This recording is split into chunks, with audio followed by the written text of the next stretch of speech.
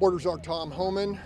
I think clearly, if you look at the successes of the first 100 days of the Trump administration, what you and your team have been able to do on the border is clearly at the top of the list. Give us a status report.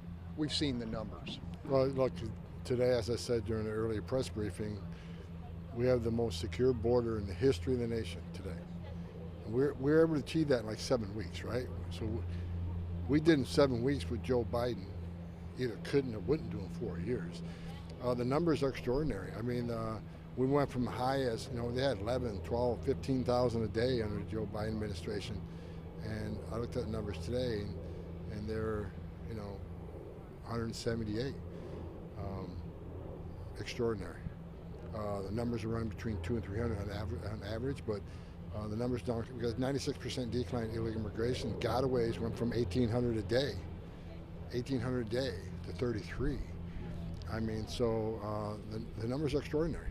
And catch and release ended. Under Joe Biden, the first, from January 20th to April 1st, he had 184,000 releases last year. Released illegal aliens into communities. We had 9, and 4 of them were material witnesses that we needed for criminal trials. 4 were significant medical issues, and 1 was humanitarian, so we ended catch and release. So the board numbers are the greatest I've ever seen. I started back in 1984. You are well aware of the assets of the cartels. Are they just stepping back for a moment? How do we maintain this level of border security over the long run? Well, that's why it's a national emergency, right? We need a, we got historic lows in border crossings. The cartels are going bankrupt, right?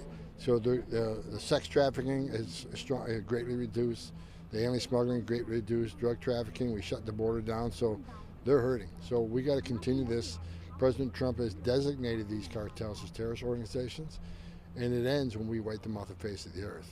They've killed more Americans than every terrorist organization in the world. So we got more work to do, but game on. I mean, President Trump is taking on the cartels, first one to do it, and I think we're going to end up wiping them off the face of the earth in the very near future.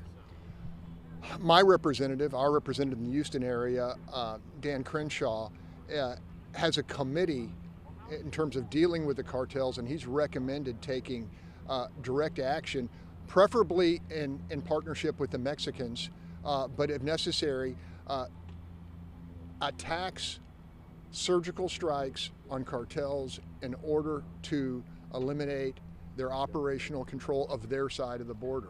My personal opinion, look, President Trump, he need to take on the cartels just like he took on the Caliphate and ISIS, right? We need to play the away game, play where they're at. So we need the cooperation of Mexico. And taking the cartels out would make Mexico much safer too, right? Thousands of journalists and reporters and legislators and police officers have been killed by members of the cartel in Mexico.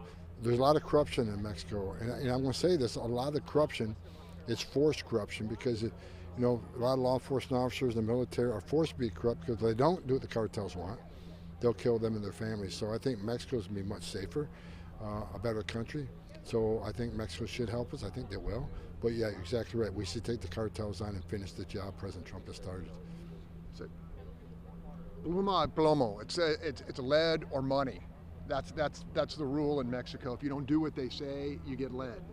Again, I think the cartels have killed more Americans than every terrorist organization in the world. That's what President Trump designated them terrorists. We got to treat them like terrorists. We got to attack them like we attack terrorism. So I think we got the right administration, we got the right president to do that.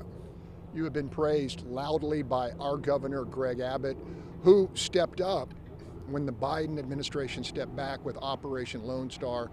We have considerable state assets that are partnering with your men down there.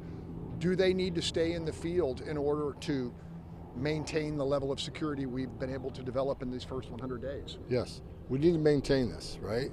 So President Trump has taken unprecedented actions with DOD down there. We have State National Guard down there. So Governor Abbott's fantastic. Governor Abbott's done more to secure the border than anybody in the Biden administration, to include the President or the Secretary of Homeland Security, Alejandro Mayorkas. So Governor Abbott's done a great job. But we still need his help. We got to keep the pressure on to finish the job. So we can't loosen up now. We got to finish what we started. We already had, like I said, great numbers, outstanding numbers. We got a little bit more work to do. 33 gotaways to 33 too many, right? Because we don't know who they are. So let's lock it down and end it permanently, and Governor Abbott is a great partner. What is your response to those who have criticized the administration for the removal of gang-affiliated, undocumented immigrants, some of whom they say weren't really gang-affiliated? You know, it's sad they didn't.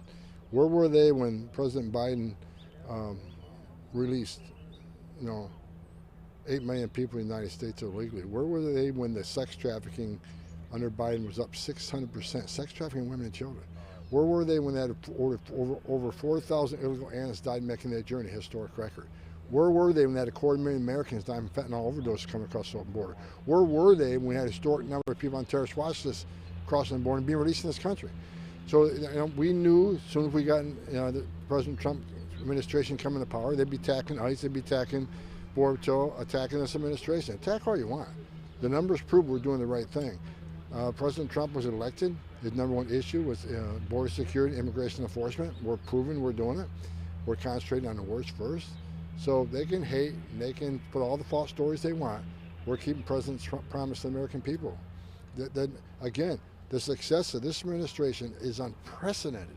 I worked for 6 presidents. No president even comes close to what Donald Trump's done in the first 100 days.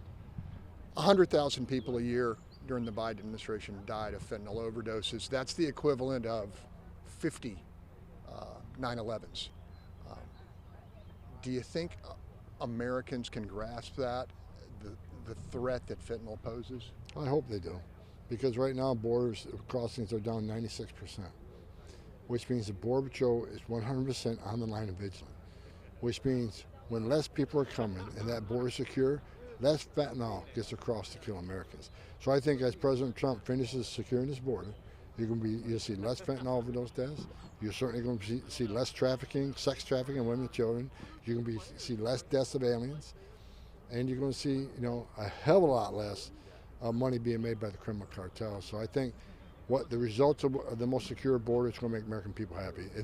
Look, every criminal alien we arrest in the United States, ICE does.